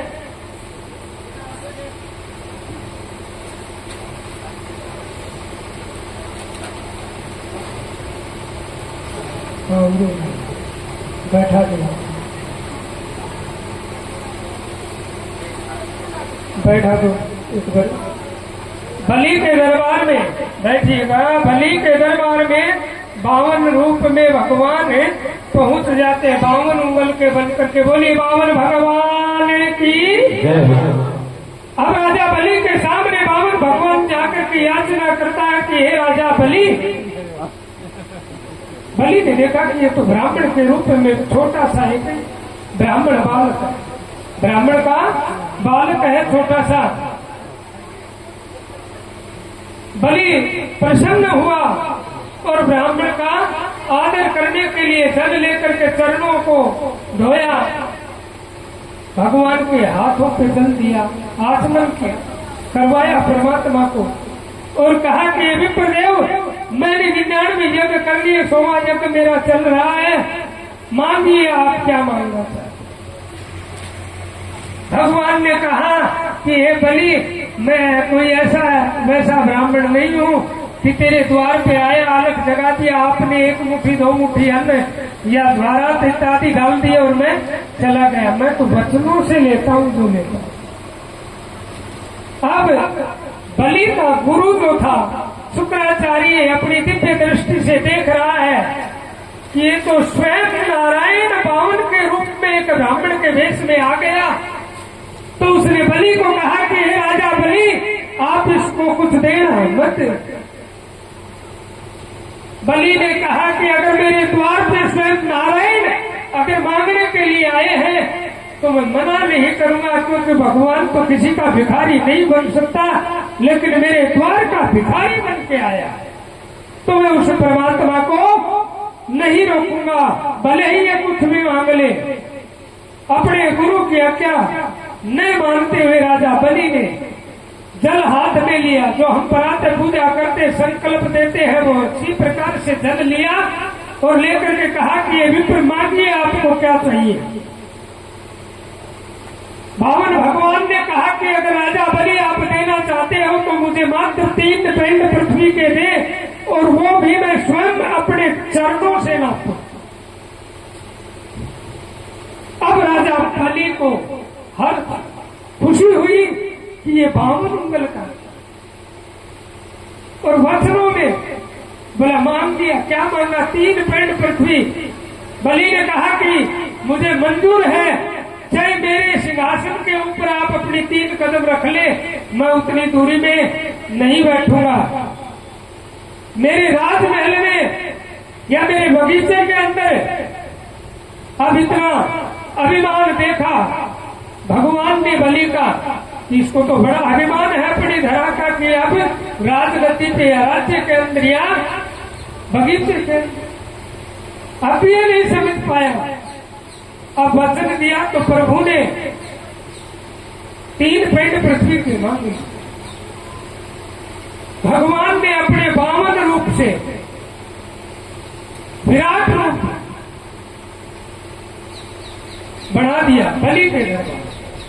1 पिंड से पूरी पृथ्वी को नाप दिया और जिस समय भगवान नारायण इस पृथ्वी को नाप रहे हैं तो हमारे कवि लोग एक भजन गाते हैं कि ब्रह्मा के कमंडल से निकली आप। ये गंगा जी जो है इसका एक प्रमाण है भागवत के अंदर कि ब्रह्मा के करमंडल से निकली आप और विष्णु के चरणों से निकल के गंगा कहाँ गई?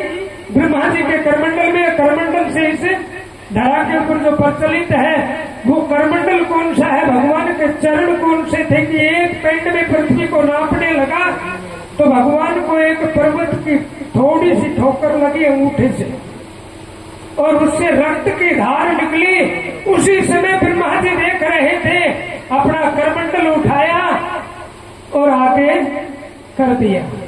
उसी करमंडल में वो रक्त रूपी गंगा जी, भगवान के चरणों से निकली हुई गंगा उस करमंडल में समाहित हुई।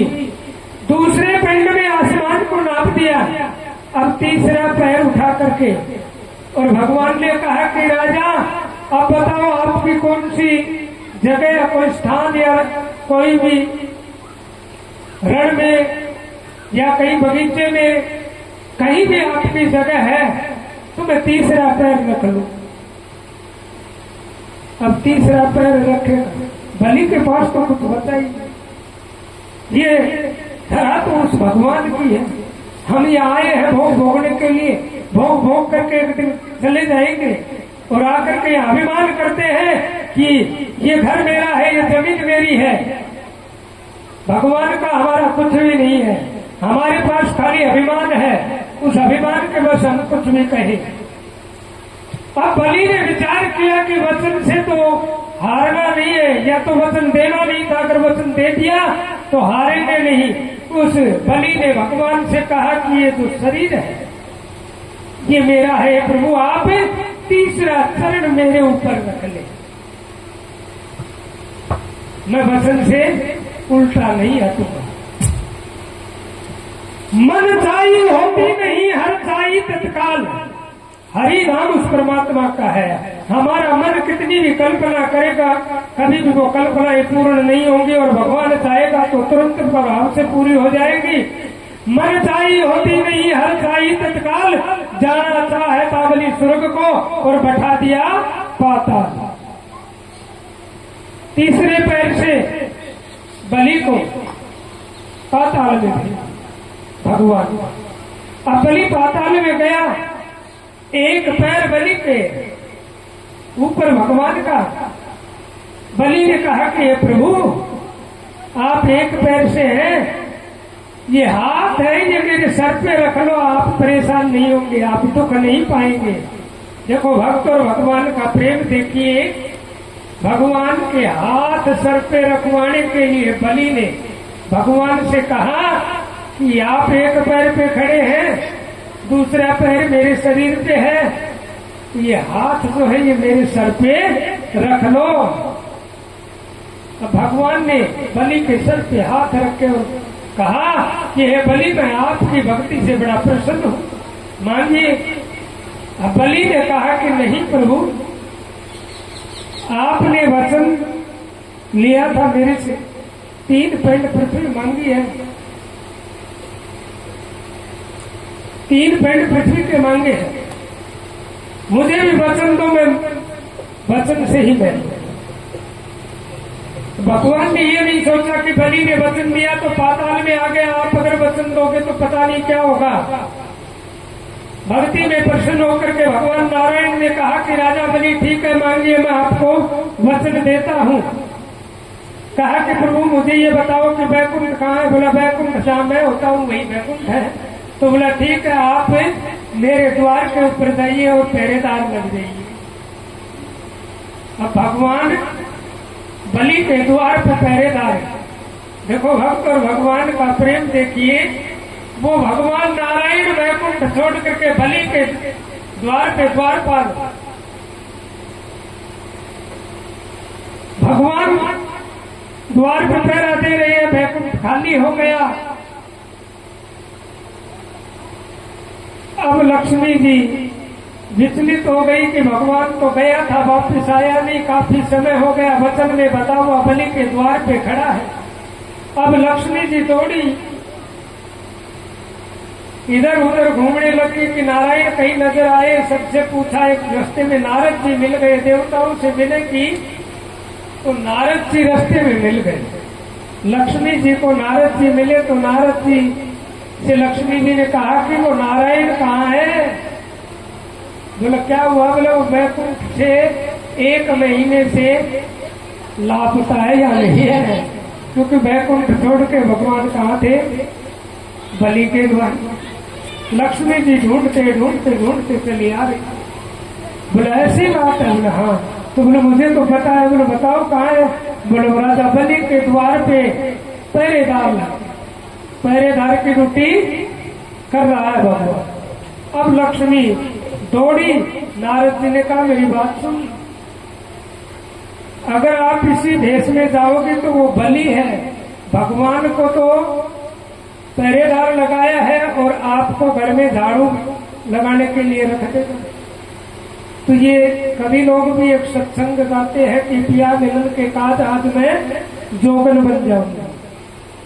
वो जोगन का रूप करके माता लक्ष्मी जी राजा बलि के द्वार पे जाती है। वो कौन सा दिन था? जो 19 तारीख को रक्षा पूर्णिमा आई। उस रक्षा पूर्णिमा को एक सूत्र धागा कलावा लेकर के लक्ष्मी राजा बलि को राखी बांध देती है। राखी बांध के बलि कहता है कि बहन मांगी। नहीं भैया, अगर आप देना चाहते हैं तो मुझे वचन दे दे। बहन भाई के प्रेम में बलि भूल गया कि ये साक्षात लक्ष्मी है। तूने पहला वचन दिया था तो वैकुंठ की जगह पाताल मिला है, और नारायण ने वचन दिया तो तेरा पहरेदार है, और फिर तू वचन देने के लिए जा रहा है तो पता नहीं क्या होगी। लेकिन बहन भाई के प्रेम ने क्या खेल किया? बलि ने कहा कि बहन मांग लो, मैं वचन से उल्टा नहीं हटूंगा। और लक्ष्मी ने बदले में क्या मांग लिया कि बलिराव आपके द्वार पे जो ये भगवान खड़ा है ये मुझे वापस दे। अब बलि ने कहा कि बहन मैंने पहचानने में बड़ी गलती की। पहले तो इस परमात्मा ने मुझे ब्राह्मण के रूप में ठग लिया, और अब आपने भी, मैं वचन आपको मना नहीं, मैंने वचन दिया। देखो समझौता सब जगह हो जाता अगर हम करना चाहिए। समझौता सब जगह होता है। माता लक्ष्मी और बलि का समझौता भी होता है। माता लक्ष्मी ने क्या कहा? बलि ठीक है, अगर आप समझौता करते हो तो आप अपना सुझाव बताइए। बलि ने कहा कि आषाढ़ शुद्धि 11 एकादशी जो बोलते हैं, आषाढ़ शुद्धि एकादशी भगवान ये वैकुंठ छोड़ करके मेरे द्वार पे आए। कार्तिक शुक्ला एकादशी ये वैकुंठ को चला जाएगा। 1 वर्ष में कितने महीने होते हैं? 12। 8 आपका और 4 मेरा। लक्ष्मी जी ने कहा कि ठीक है, फिर आप मेरी बहन है इसलिए आपका डबल 4 दूनी 8, पीछे बच गए 4। 4 महीने तक भगवान नारायण कहा जाता है, जिसको हम देव से ही नहीं कहते कि देव सो जाएंगे। देव कभी नहीं सोते। भगवान नारायण वैकुंठ छोड़ करके बलि के द्वार पर 4 महीने के लिए पहरेदारी करने के लिए जाते हैं। आज उसी भगवान की हम अपने हाथों से पूजा करेंगे और कीर्तन भी करेंगे, ताली बजा करके, नाच करके। किसी को नाचने की इच्छा हो तो नाच करके। ये बामन रूप में ये किसी का पुत्र था, लेकिन अब यहाँ है तो इसको बामन रूप भगवान में ही देखें और सभी इनको तिलक करें, पूजा करें और भगवान का कीर्तन करते रहे। वो तेरे द्वार खड़ा भगवान, भगत भर दे रे झोली। तेरे द्वार खड़ा भगवान भगत भर दे रे झोली। तेरा होगा बड़ा एहसान कि चुप चुप रहे कि तेरी शान भगत भर दे रे झोली। भगत भर दे रे झोली। तेरे द्वार खड़ा भगवान भगत भर दे रे झोली। भगत भर दे रे झोली। तेरा होगा बड़ा एहसान कि दुख दुख रहे कि तेरी शान भगत भर दे रे झोली। भगत भर दे रे झोली।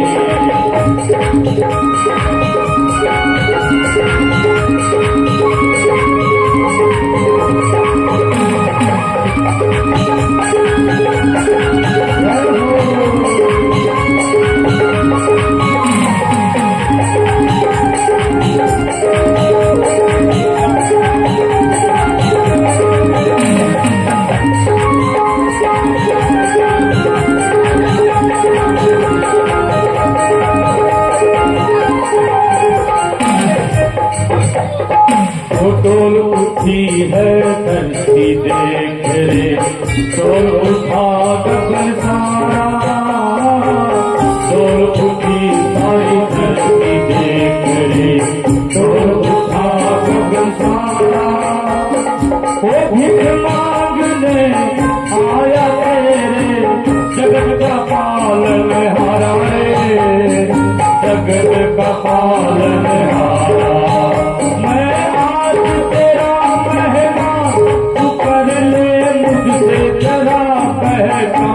भगत भर दे रे झोली। भगत भर दे रे झोली। द्वार खड़ा भगवान भगत भर दे रे झोली।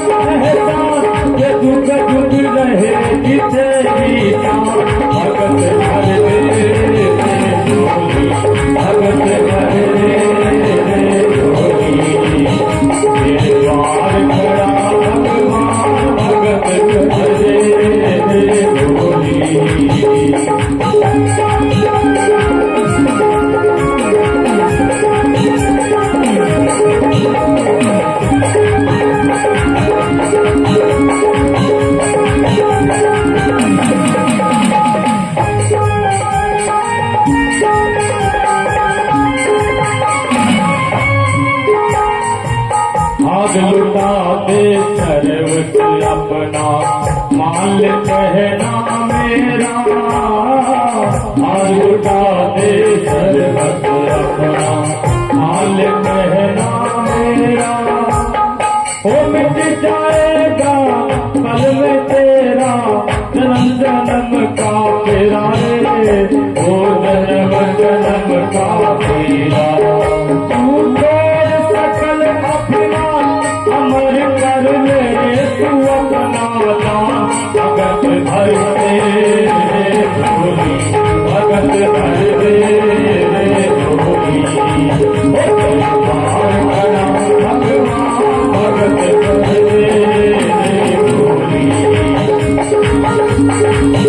तेरा होगा बड़ा एहसान कि जुग जुग रहे कि तेरी शान। भगत भर दे रे झोली। भगत भर दे रे झोली।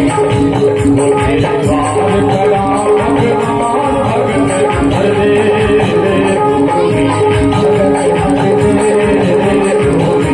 भगत भर दे रे झोली। भगत भर दे रे झोली।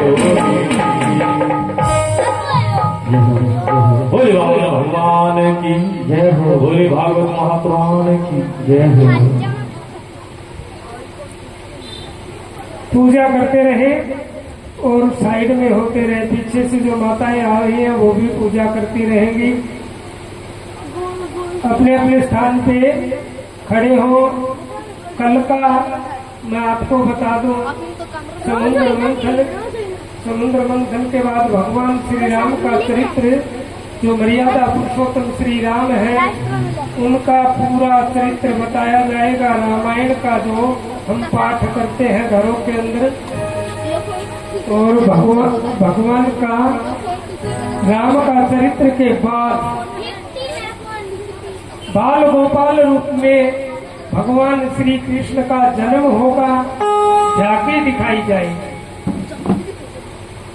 ये कल का हमारा भिक्षो सूर्यो अजायत श्रोत्राद्वाजुष्प्राण समखाद गुण जायत ज्वाला मालिनी नमः कर्मालिनी नमः रत्नेश्वरी नमः आराधिक्यों।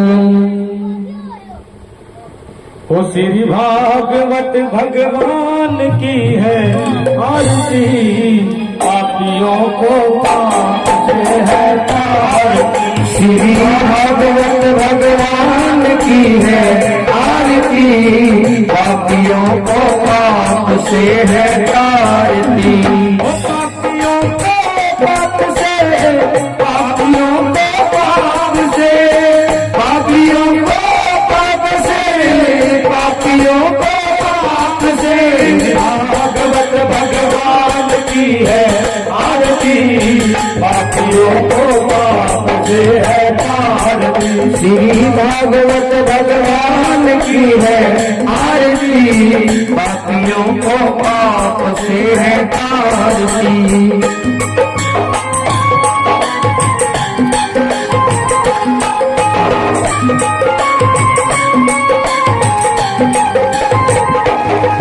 ये अमर ग्रंथ, ये मुक्ति पंथ, ये पंचम वेद निराला, नव जोत जगाने वाला, वो नव ज्योत जगाने वाला।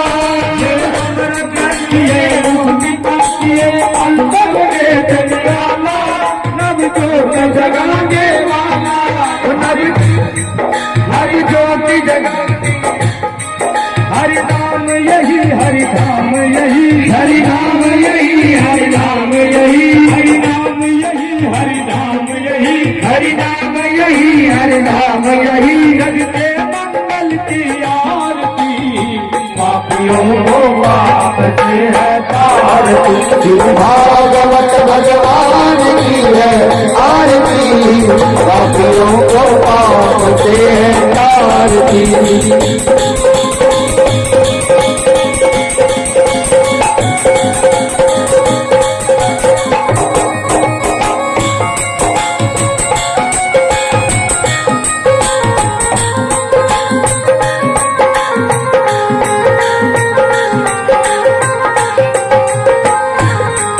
ये शांति गीत पावन पुनि, पापों को मिटाने वाला, हरि दर्श दिखाने वाला, हरि दर्श दिखाने वाला। ये शांति गीत पावन पुनि, पापों को मिटाने वाला, हरि दर्श दिखाने वाला, हरि दर्श कराने वाला। यह दुख करनी, यह दुख हरनी, ये सुख करनी, ये दुख हरनी, यह दुख करनी, यह दुख हरनी, ये सुख करनी, ये दुख हरनी। मधुसूदन की आरती, पापियों को पाप से है तारती। श्री भागवत भगवान की है आरती, पापियों को पाप से है तारती। भगवान की है आरती, पापियों को पाप से है तारती।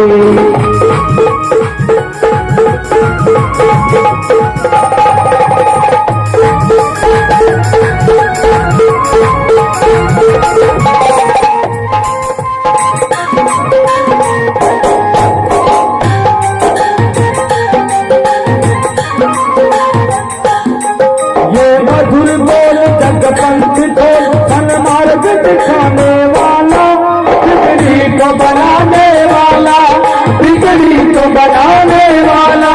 ये मधुर बोल जग पंथ को सन्मार्ग दिखाने वाला, बिगड़ी को